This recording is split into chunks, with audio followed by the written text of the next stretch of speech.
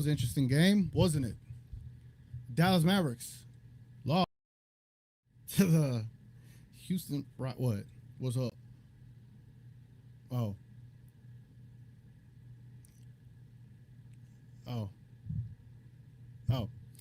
Yeah, the Dallas Mavericks ended up losing to the Houston Rockets. This is the vent session. We're about to talk about everything that happened in this game, and we want to hear from you. Anybody that's watching, anybody that's tuning in, you're going to be the voice of the show. You're going to be running this show. So let's go ahead and let's get talking Mavericks versus the Rockets. What a horrible game this was. Where you at? Well, there it goes. I don't know. This is a crap show. It's what happens when the Mavs have such a close, boring game, and then they almost pull it out. And so then I'm like over here trying to do things I should have had ready, but for us to test this, try this post game out. So, you know, it shows us live on Twitter. All right. So where should we start, Stix? The Dallas Mavericks lost tonight, and I don't know. I feel like you should start this. I feel like you should. You feel like I should start. Mavericks this? lost 108 to 102, and there was a lot of whistles going on tonight. Stix, the floor is yours. Well, let's see what to talk about as far as this post game goes. I'm officially selling this jersey. I'm switching over to the Bill Kennedy referee jersey. And I've officially given up on the Dallas Mavericks or any NBA team because this has officially become the NBA referee show. And that's basically the gist of it. I mean, this is the problem we're having with the NBA right now. It's atrocious basketball. Like, it's not fun to watch this level of this basketball. Like, it's just not. And I don't know what the NBA needs to understand to fix this problem. Because you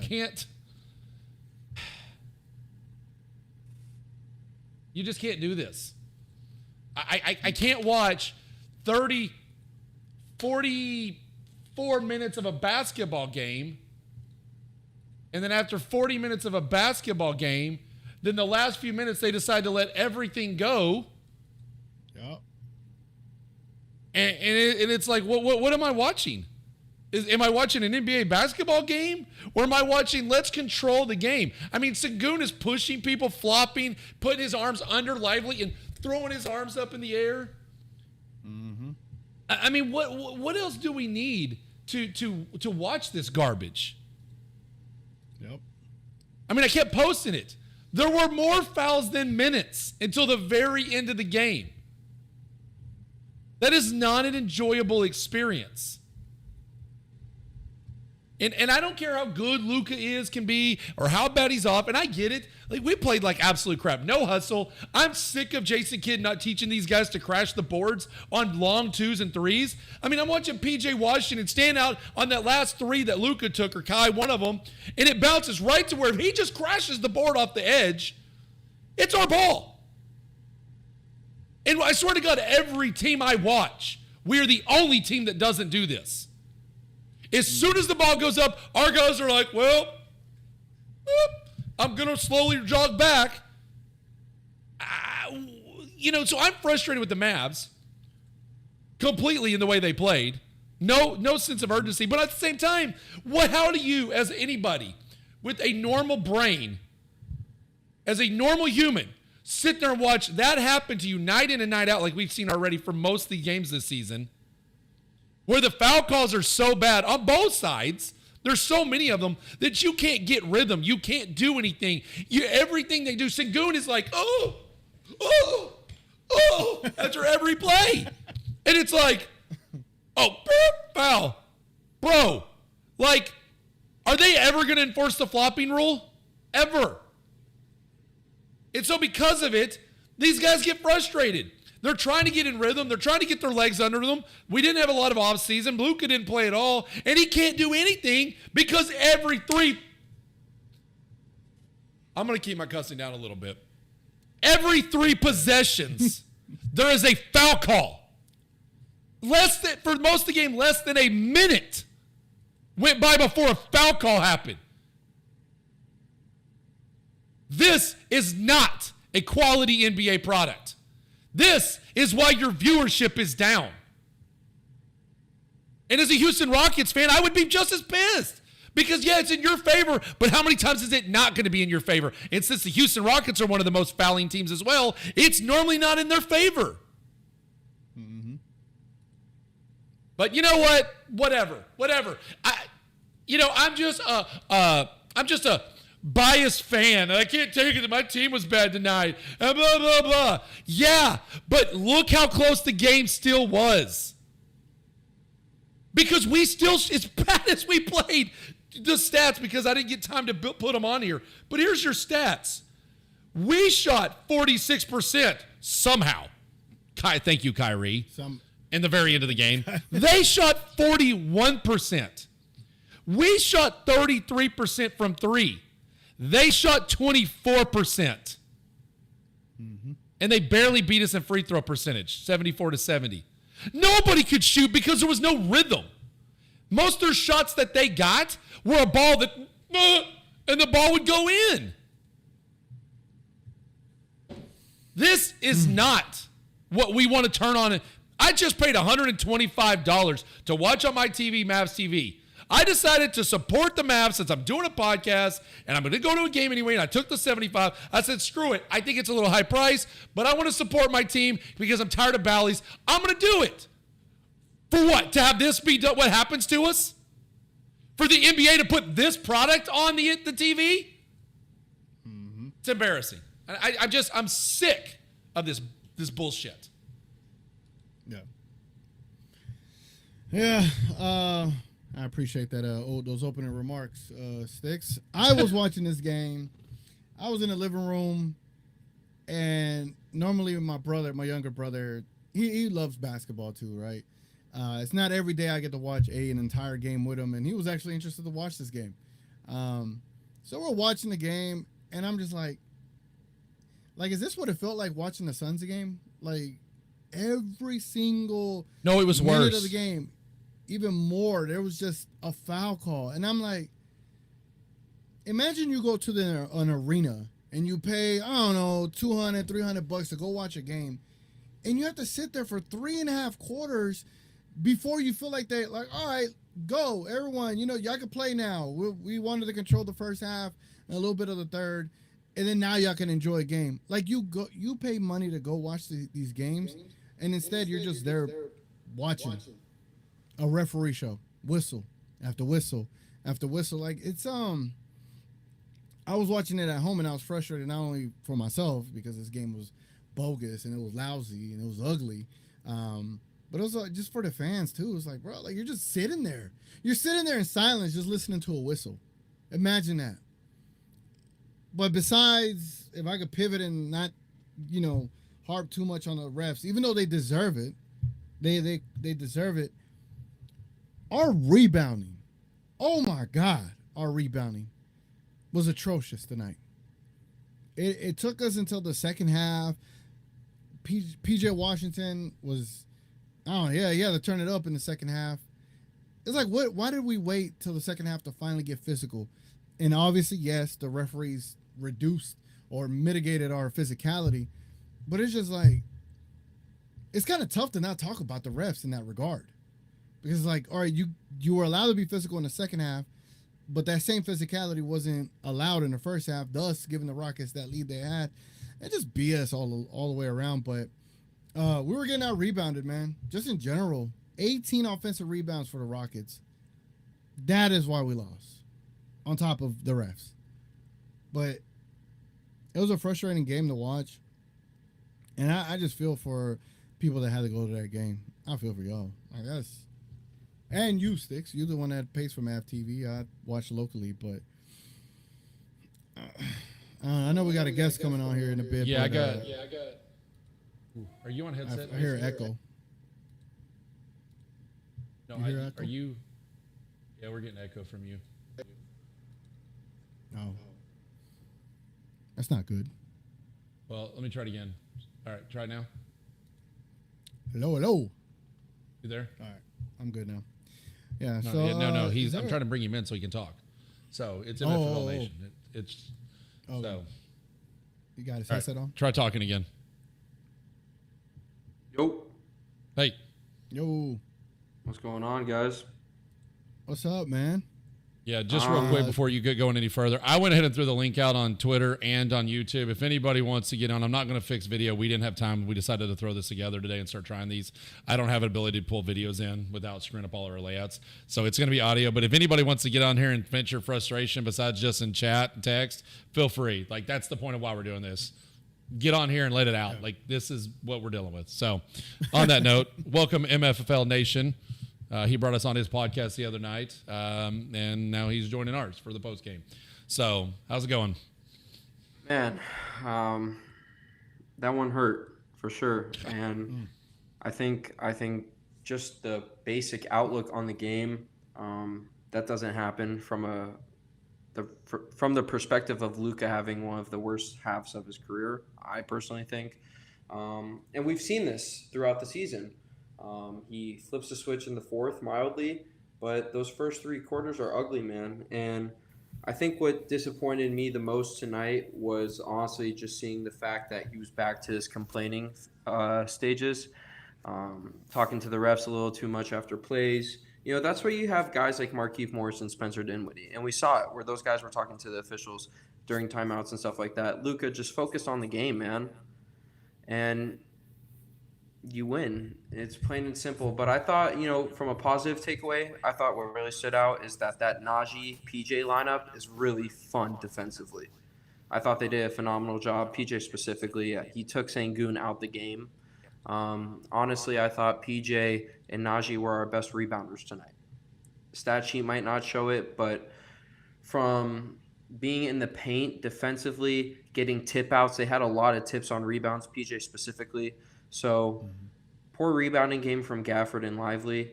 But I did take some positives from this loss. Oh, positives.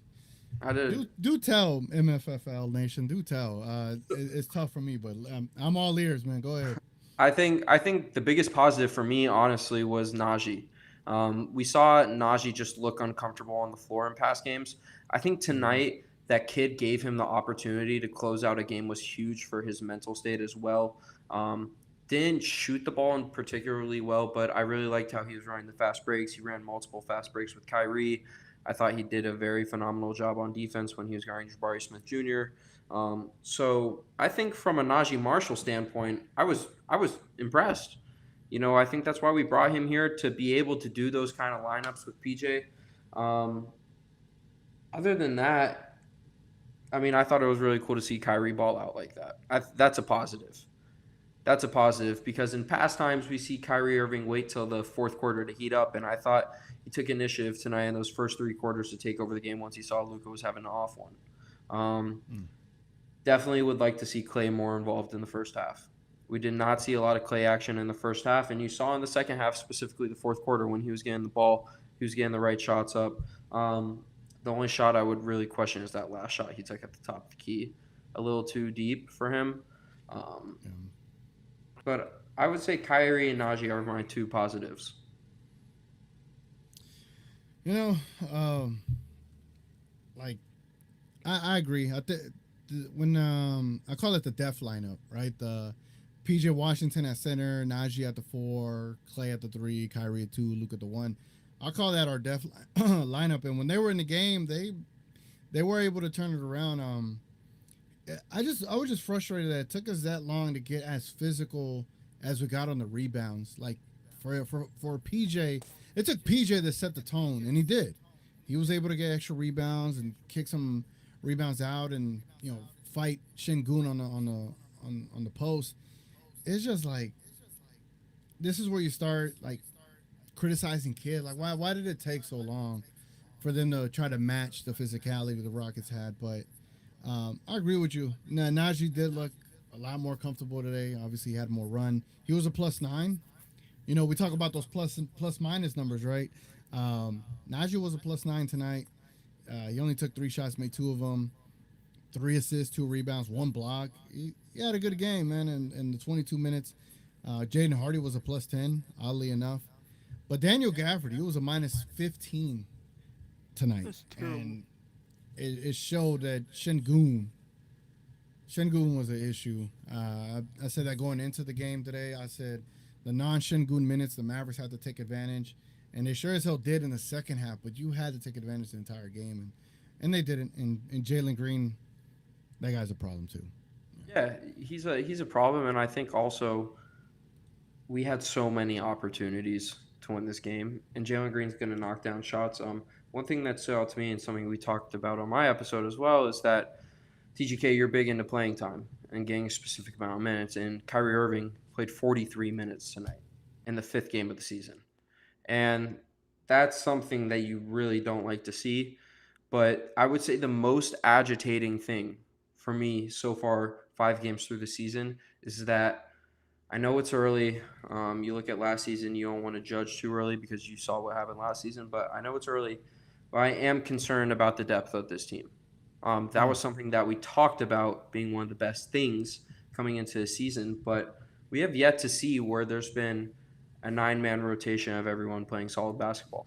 And you look at the Rockets bench tonight, they outperformed us. Tari Eason, 15 points, had a big block on Kyrie at the end of the game as well. Amen Thompson, 10 points, Cam Whitmore, 6. And you look at our guys, Lively had 6, and then everyone else was in that 4 and 2 range. And that can't happen if you want to be a championship contending team. So, yeah, man. Yeah, I mean, there was plenty of times where I saw we didn't make the extra pass. Stix, you're on mute. Oh yeah. By the way, we got a couple more people in here. Hold on, Marcel. Let me see who the other guest is because I forgot to tag. So, all right, who's our guest? Who else joined in here? Who else needs to vent? I unmuted you. You can talk now. Mavs may have lost, but we stay strong. What was that? I hate it here. Who we got? I hate it here. I hate it here. I hate it here. Oh. Marcel in the building. What's wrong? There's a lot of Yeah. things Marcel? that went wrong, Oh, and I'm go ahead, gonna Marcel. start. I'm gonna start with the fact that first of all, starting Lively would not have changed the outcome of this game. A lot of people are gonna be saying, "See, we need to start Lively." No, I don't know what happened, and I watched the entire game. I don't know what it was that they did or what happened, but for some reason, the Rockets were able to stop Lively and Gafford from being effective. And I'm not saying that Lively and Gafford were bad, but obviously getting in foul trouble early, we can't rebound. They're getting second chance points. We got out rebounded by like 13 boards, right? Now putting PG at the 5, that's great because Şengün went scoreless in the 4th quarter. That's amazing. I'm not sure if we did that sooner, that would have helped, but not having Gafford or Lively being able to be an option at all is what hurt us. And the other thing I want to talk about, and you got to watch how you talk about it because people are going to just call you outside your name. But did Luka have a good game? I mean, he was 12 of 25 from the floor. He was like 3 of 7 from 3. Like, if you look at just the box score, you probably think, yeah, he had a good game. But if you watch it, was it a good game? It was a Dak Prescott 4th quarter. I mean, here's the Damn, thing. Here's the thing, Marcel. That's pretty good. There it is. I make up TGK for it in did the not end. watch. TGK did not watch the Suns game. We did. The Suns game was worse because it was even more lopsided. But where the lopsided didn't happen any different is... Let me mute whoever just joined until we get done with this. If you join, make sure you mute your mic when you come in, and then come in when we ask you to talk. Please use the new link I sent out because it'll allow me to actually put your name in there so I can tell who you are. But here's the thing. Şengün got away with the same stuff Nurkic did. They were flopping around, shoving our guys. Lively and Gafford couldn't breathe on him without a foul call. I mean, you didn't see it, Marcel, when I first came in, but I mean, who does this look like tonight? Exactly. I mean, that's all. Oh, shove.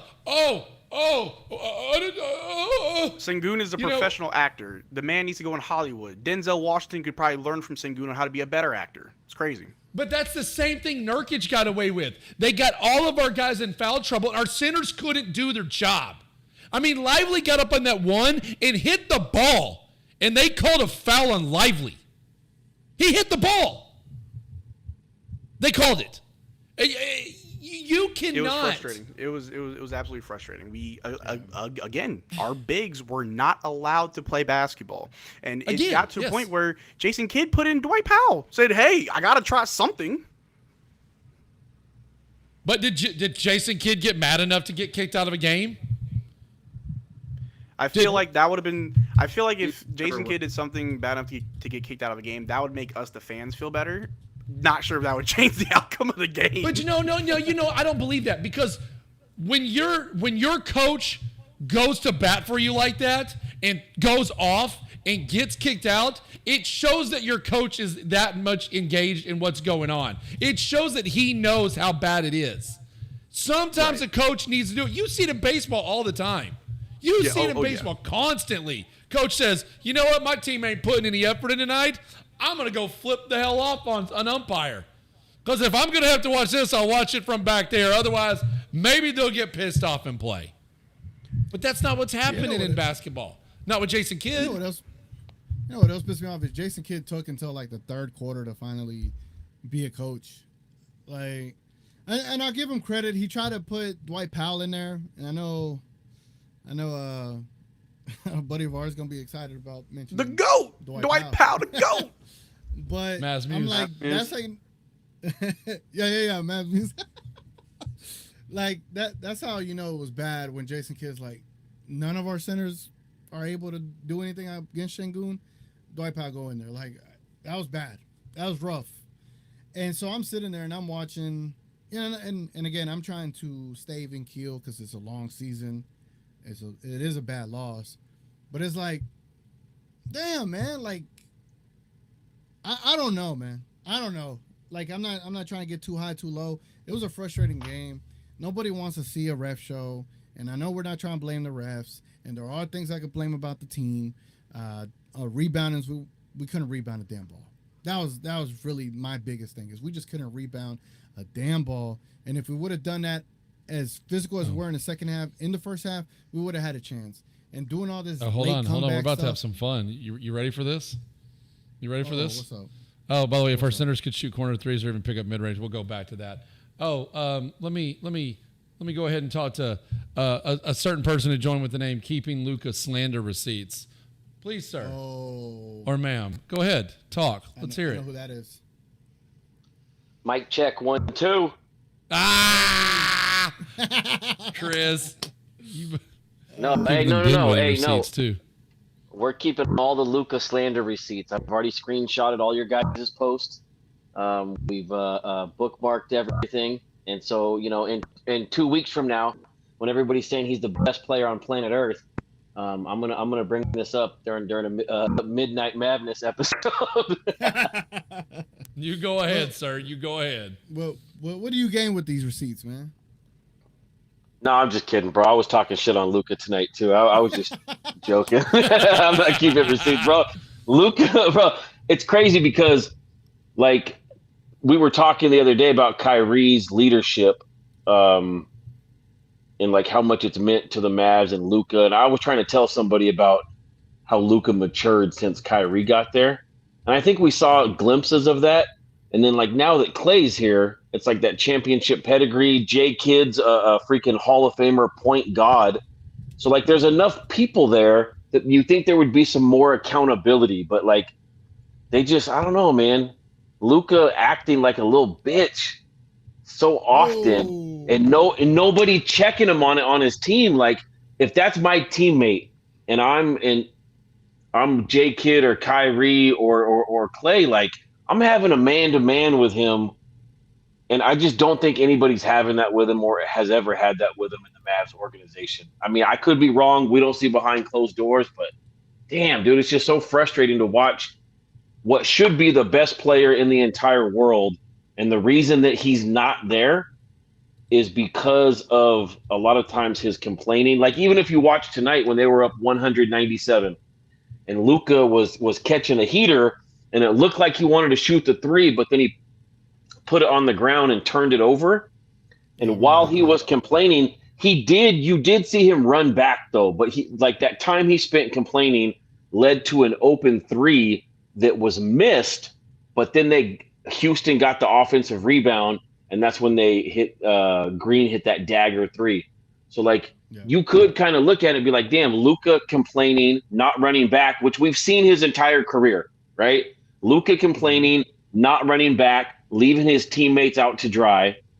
And then that leads to a decisive bucket in the game. And it's just frustrating to see it over and over and over again. And maybe we just have to accept that this is who Luka is and he's never going to change. I don't know. All right. So I got 2 questions I want everybody that's up here to answer. This question again, if our centers could shoot 3. So I'll give my point, and my kid looks at me and goes, oh my God, would you just stop? It's not that big a deal. He's a center. How many times have we seen shots for a year now of Derek Lively and even Gafford for the last 4 months taking threes constantly in practice? Did we not see Derek Lively drive and go all the way end to end, coast to coast, and get a layup in the preseason? Did we not see Lively dribbling in practices and making moves on people and spins? Yet all I've seen out of Lively is him get the ball and stand there. There was one point tonight where he did this for like 15 seconds, trying to get the ball to somebody. What is the point in having your center at the top picking plays or taking the ball to pass if he's just going to stand there? That means they're never afraid of him. He never turns and acts like he's going to shoot like a Wemby or a Chet or any of these other guys. Even Sengun took a 3 tonight, 1 or 2 of them. There is no fear, so they don't worry about him. Why do they keep teasing us with all this if it's never going to fucking happen? Yeah, I think it is really agitating because you see him working on it in the offseason. And it's like, okay, some of the shots that we're taking in this game are awful shots. Why not dedicate 2 of those just to get Derek Lively a few threes? Yeah. That's the thing. Because now in today's era of basketball, you see that the top teams have a shooter. You look at the Boston Celtics. They have the Kristaps Porzingis, Al Horford duo. You look at the Thunder. Hardenstein has started to shoot in preseason before he got hurt. Chet Holmgren can shoot. You look at the Knicks. They got Cat now. You look at the Timberwolves. They have Naz Reid in there. And the Mavs are missing that piece where there's a 6'10". I'm sorry, I'm not including Maxi Kleber in this discussion. I think Maxi Kleber is not someone who's going to be getting enough minutes in a playoff game to be in this discussion. So I think that's when you need to bring in Derek Lively to shoot threes. Even just running a 5 out with the spacing that we have with teams doubling Luka and Kyrie like we saw in the 4th quarter tonight, they're going to be open threes. And no one's relying on Derek Lively to make them right off the bat. We know it's going to take some time. But why not warm up right now, get it ready for the playoffs, and, you could see a corner 3 once a game like he hit against the Celtics. You really could. But I wanted to circle back to something, and Mavericks Digest was talking about as well. Lively and Gafford struggling against Sengun tonight. And we sort of see this common theme, and I don't think it's discussed enough about, and I love both of those guys. Love Lively, love Gafford. But something that is not discussed about is that those 2 centers struggle horrifically against European centers.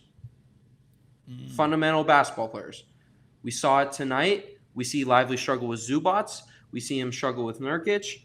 That's why fans are worried to have a playoff matchup with the Nuggets because, Nikola Jokic and, you look at it, it's like Lively and Gafford thrive against players like their skill set, athletic players. They do not thrive against these strong, bulky, play on 2 feet centers.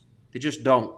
And that's something that they're going to have to improve their game on because come playoff time, you could see the Suns with the Nurkic. You could see the Clippers, doubtfully, but you could.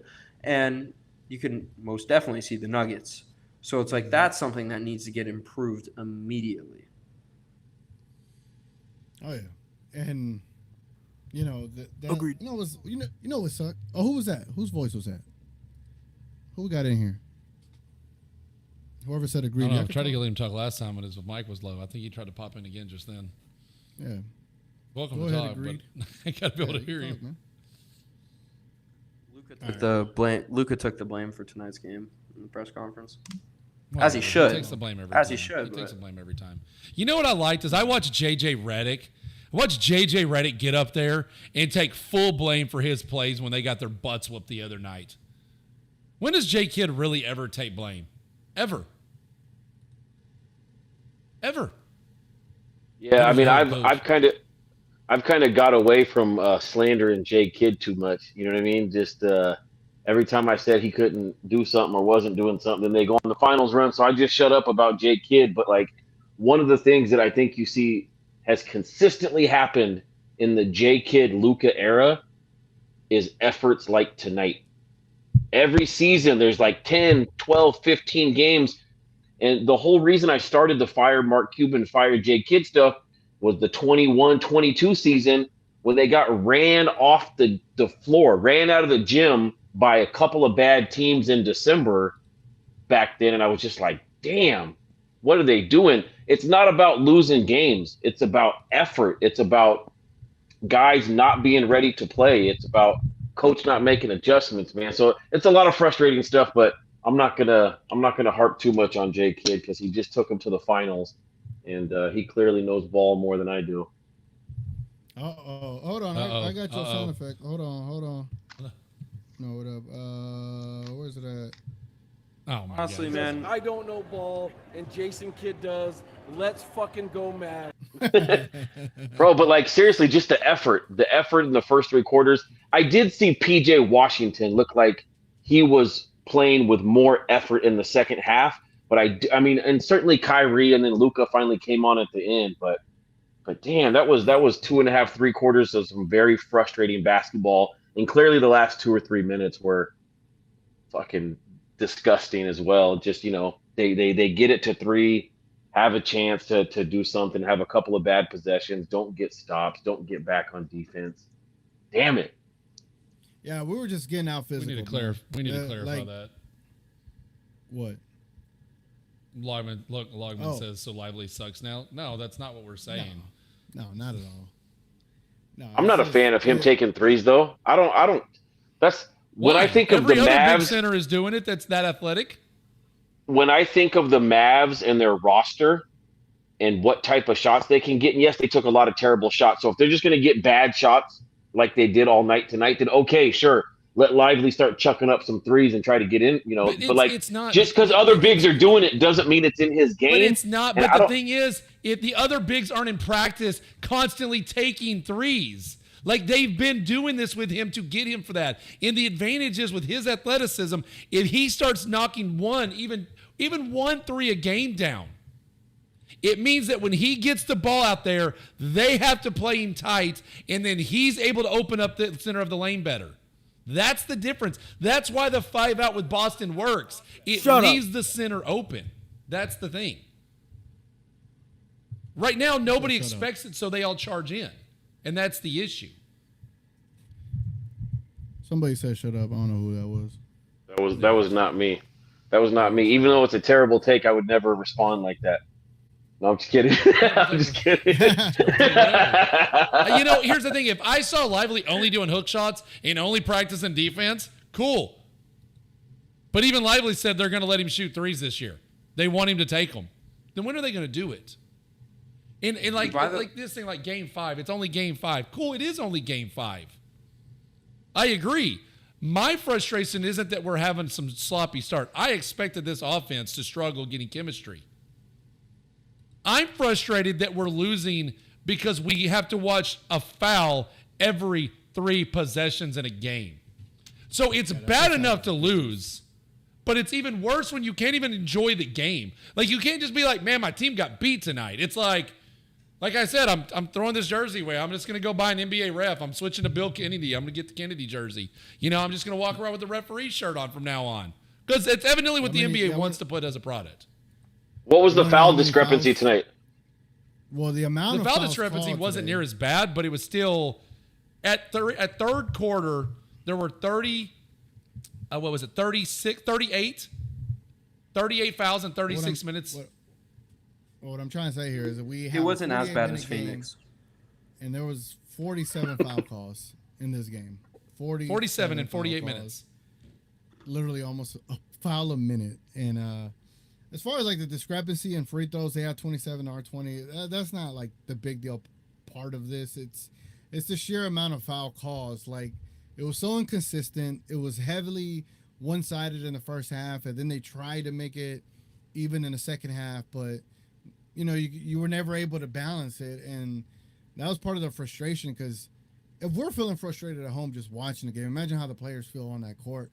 And I'd hate to come off as like, oh, we're blaming the ref, but it's part of the game. It affects the game.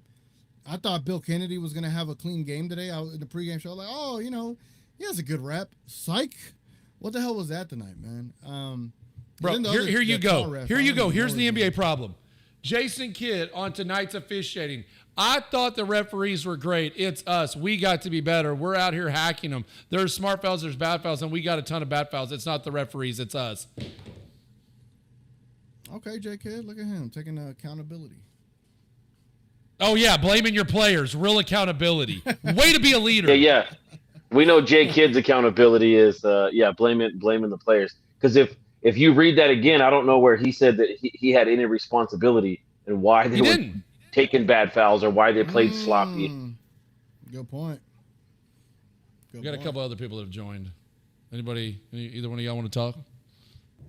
Yeah, if y'all join, y'all can go and talk, man. I need to see more from Clay. What you need to see from Clay? What specifically? I'm not sure which one talks, so I'm trying to correct their audio and bring it up. Who needs more from Clay? Come on, talk again. Come on, let us know. I You need ever heard more of the- shots from Clay. I can't just have him shooting 2 for 8. Him getting the ball, but I need him to space. I need some better shots. I don't like off balance shots that he takes. Yes, preach. Yeah, I agree with that. There was some shots that he took off balance, and there's plenty of times where Luka or Kyrie are running the break, and there's times that they give him the ball on time. But his defense There's has been other fine, times- but I just need a little bit more balance on his Yeah. shots. I don't want him shooting like off balance 3-pointers or off balance mid-range shots. Yeah, I thought his mid-range takes were pretty good today, though. I thought some Hey, of his Mid-range was mid-range where it was his threes. TGK Stix, do you guys allow debates on here? Oh, hell. Listen, say whatever y'all want. I don't know second. who's Was that Big speaking, J? man. I don't know who's speaking. I'm on here. I don't know who's speaking, Big man, J. but I completely disagree, bro. You look at the game tonight. Klay Thompson is doing everything you'd want him to do when he gets the basketball. Okay, he's a shooter. If he shoots 2 for 9 from 3 one night, okay. Taking accountability, 2 of those were late game shots that were sort of rushed. But you look at Klay, the offense he's creating, the mid-range shots that we were questioning coming into the season, he has exceeded those expectations. He has exceeded everyone's defensive expectations. Klay Thompson's role on this team isn't to bring the ball up and create plays for himself typically. It's to be able to run pin downs, flare actions, and everything like that for him. So when it comes to Klay Thompson and the season that he's had, I'm giving this guy a B+ or above because he's done everything you've asked for. He's taken on hard defensive tasks every single game. We've seen him guard Jalen Green, Devin Booker, Anthony Edwards. Okay, so when you look at Klay Thompson in this perspective, I don't think you can judge him for doing anything wrong so far this season. I mean, the guy is shooting I think he's shooting above 40% from 3. So there's nothing you can really judge him on too much right now. He's done his job, if not more than what Mavs fans expected this season. I concur. Oh, well, what's up, Big J? What's up, Big J? What's- Let me get this point off right quick, and then you go off. I just wanted to say about the whole Klay and the threes. Trust me, I'm pretty sure we've all hooped in here, right? We've all played basketball, and when you play basketball with a shooter, your thing is you got to find them in rhythm, right? So when you're running up and down the court, and they come to a stop, you don't keep dribbling. Like, let's say they come to a stop and they're wide open, you hit them. You don't wait. If you keep dribbling, they're shuffling, moving to wherever side you're at so they can have a clear view for you. You're just killing that. How would I say that cohesion to be able to catch and shoot. Like you're losing the rhythm for that. Yeah, killing momentum. And so there was plenty of times where I saw, and again, y'all take this as criticism. It is what it is. It's early. The team is rusty. The team is still trying to learn each other. But you have Clay right there, who's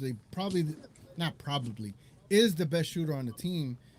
And when he's wide open, you just have to get it to him to let him shoot it. That's why he's here. Well, to that point, TGK, how many times was the ball? Luka wasn't even, or Kyrie weren't even throwing Clay the ball early in. He wasn't even getting the ball. He wasn't getting looks at all in the first half. And it took until the second half for him to force a couple looks. That second three he hit was all Kyrie in the last second dribble pass. And then there was another one that was like a deflection pass, and then he got it.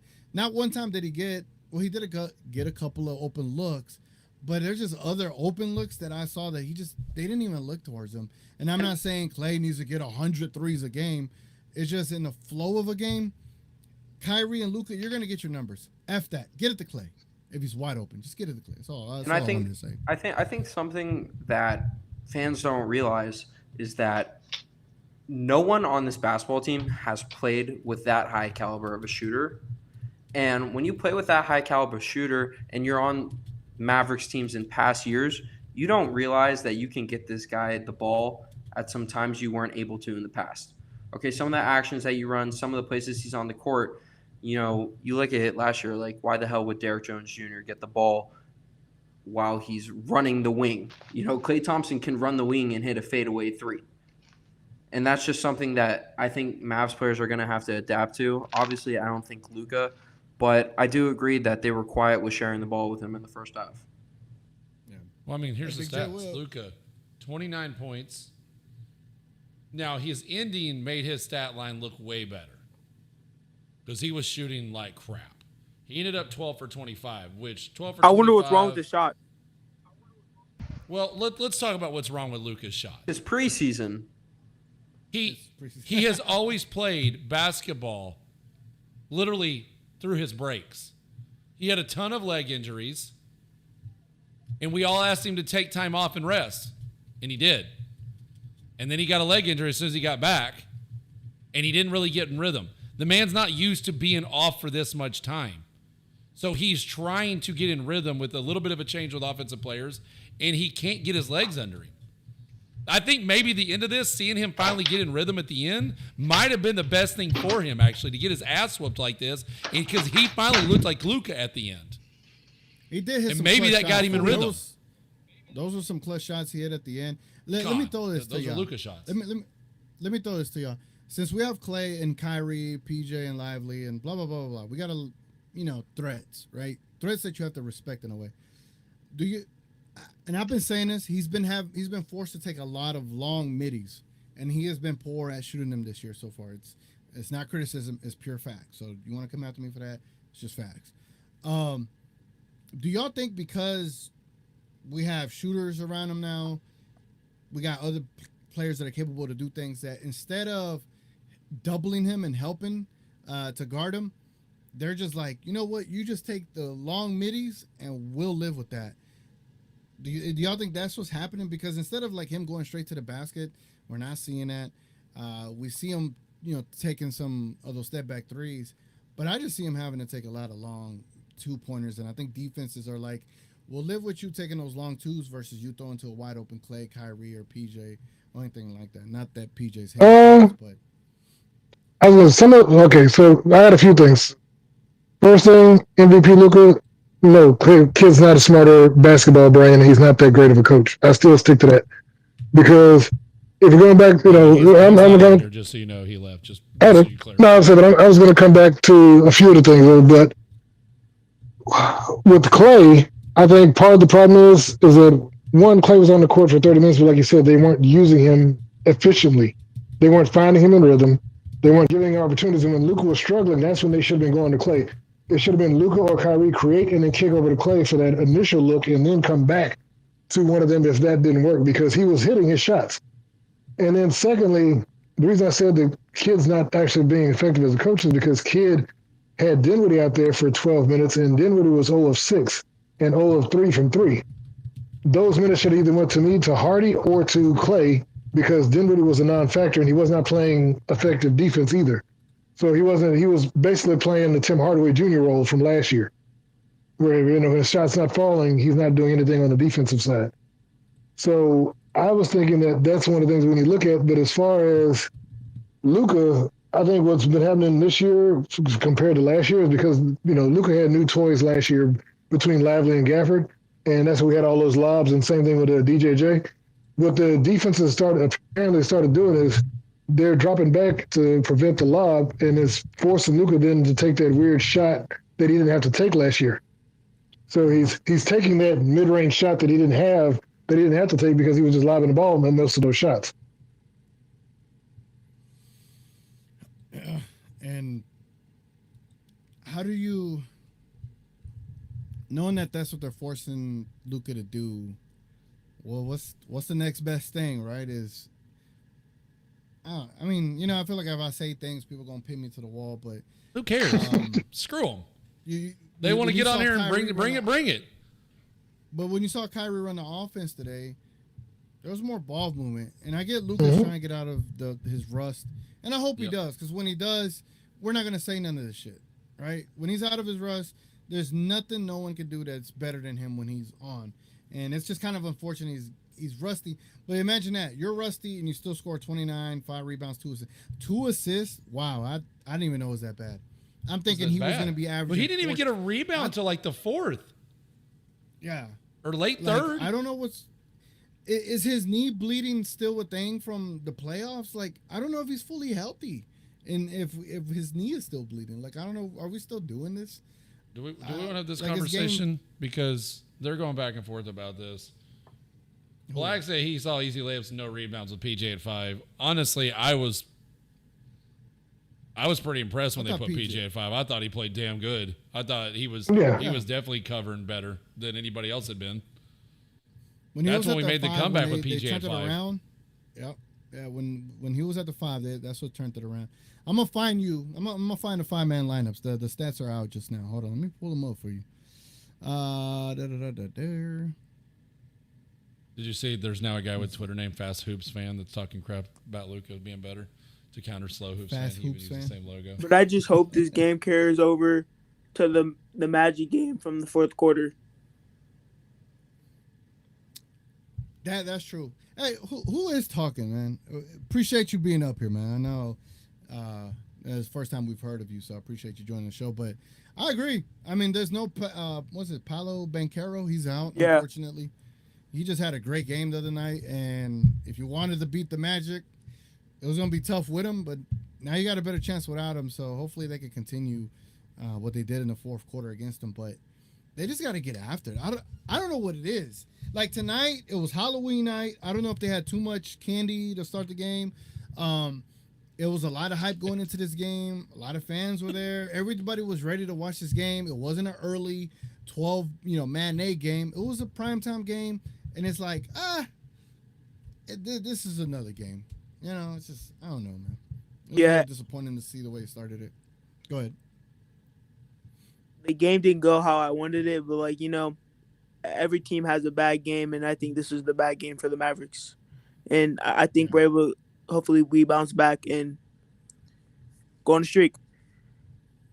Hopefully. And this is like the first game of a 6 or 5 game homestand. Mm-hmm. That is not how you want to start your homestand. I'm gonna have to do what Frank said. I'm gonna have to just go buy a referee shirt, and every time they referee games, I'm just gonna come on here with the referee shirt on. And there's this one referee that was right by, like he was like, it was not Kennedy, it was a different one. He was just straight calling fouls. Yeah, I know you're talking the tall guy. Yeah, bro. He was spamming that whistle. Is he a rookie? He was spamming that whistle. Matter of fact, we got another person in here. They're going by the name Top 10. So who are you, Top 10? What's up, Top 10? Top 10, are you there? Nothing. We got no mic. Man, these people be joining. They don't even got their mics ready to talk. Man, that's all right, check this out. MVP Luka again. Because I can tell by the headset. I know it's him. Nobody else has that headset. Check this out. So the other guy that was talking, I don't know what his name is, but the new guy, That other tall referee that we're talking Mhm. about, his name is Robert Hussey. This is his third NBA season. Yeah, It feels I like see it's why he been don't get called up previous. to games. Yeah, yep. He's only officiated 69 regular season games in 2 seasons, so he's not even officiated like a full season yet. I'm just. Yeah, He's officiated 5 seasons in the NBA G League, he needs to go back. and the WNBA, and college basketball. What else? His favorite musician is J. Cole. Favorite movie, John Q. No, I'm playing. Man, nobody cares about it's all this, man. there. Shut your butt up. Shut your It's all there, but you know. I just don't want to see that ref again. I Nah, don't want to see he that wa- man. Yeah, like there was one play where it was clearly out on the Rockets. Yeah. and he just looked Luka off like, no, it's the other way. I'm like, what? All right, bro.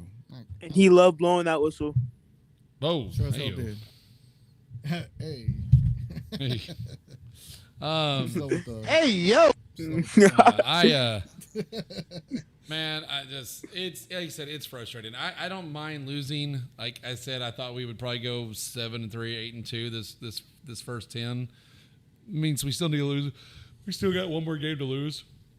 It's not that I'm mad that we lost to the Rockets. I remember when you and I looked at this, like that was a possible game. The Suns were a possible game, right? It just depends. Yep. But both the games we have lost, the referees have been Frustrating. out of control. Yeah. I told you it's him. He said, "Don't disrespect the JBLs." I saw the audio. I was like, "That's him." But I really love what yeah. I'm seeing from Najee Marshall. What was that? What was I it? He's really likes what love he's seen seeing from Najee Marshall. Najee Marshall. Yeah. Oh, yeah. He had a good showing out tonight. He was +9, 3 rebounds, 2 assists, 1 block, 4 points. You felt his impact out there, and I'd really like to see, what the. Let me see. Maybe I could find something. All with outcomes, with my image thing on here. losses. OBS, can I throw a? Can I? Oh, I I can. want to see if I can do a. I think I'm Okay. gonna try to do a filter. All right, check this out. What you got? What you The got? lineup, so the 5-man lineup numbers are out. All the analytics is out tonight. Kyrie, Klay Thompson, PJ Washington, Doncic, and Gafford. In the 8 minutes they were on the court together, -50 Dang. net rating. The lineup, the def lineup, ladies and gentlemen. Here's a def lineup. Where's the alarm at? Check this out. The def lineup tonight with Kyrie Irving, Klay Thompson, PJ Washington, Luka Doncic, and Najee Marshall. An offensive rating of 138, a defensive rating of 114, a plus net rating of 24.2. And I remember, Stix, I was like, ooh, this might be our def lineup, and people were like, oh, you're crazy. Why? We got 2 centers. Why? Because def lineups work, man. Another bad lineup that was out there tonight. Let me see. It's right here. Another bad lineup was the Dinwiddie, Gafford, Grimes, Marshall, and Kyrie, -40.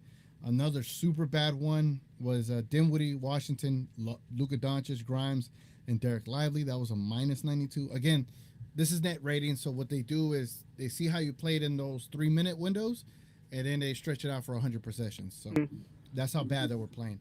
But yeah, so the one lineup that was really good tonight, the def lineup, and then this other lineup that had 5 minutes out there was Kyrie, PJ, Luka, Najee, and Jaden Hardy.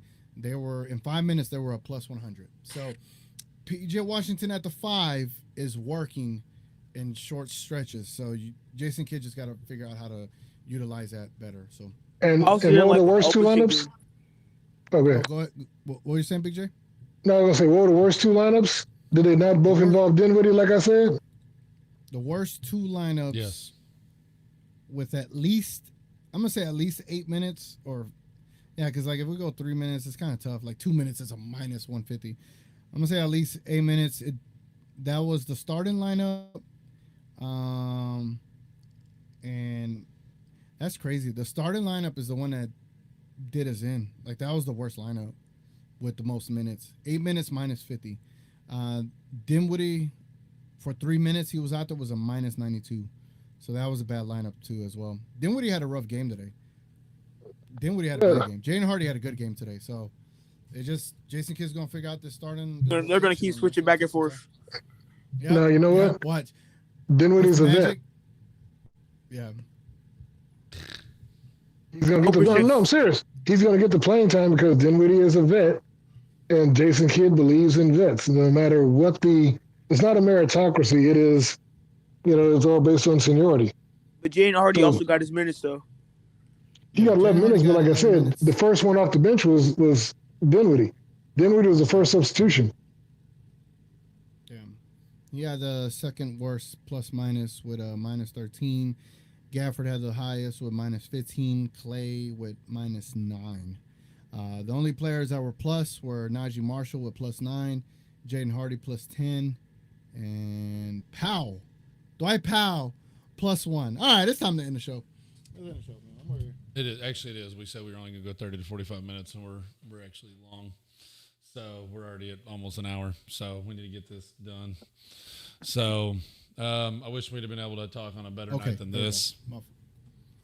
Unfortunately, I was hoping we might come in here like stupid hyped after we made that comeback, but that's the third time the Mavericks have done that in the last year of games where they've broken our hearts after they got us all hyped that they were going to pull it off and then at the very end. So, I appreciate everybody joining. This is our first test run at this, and it's only game 5. I hope to God the NBA gets this under control.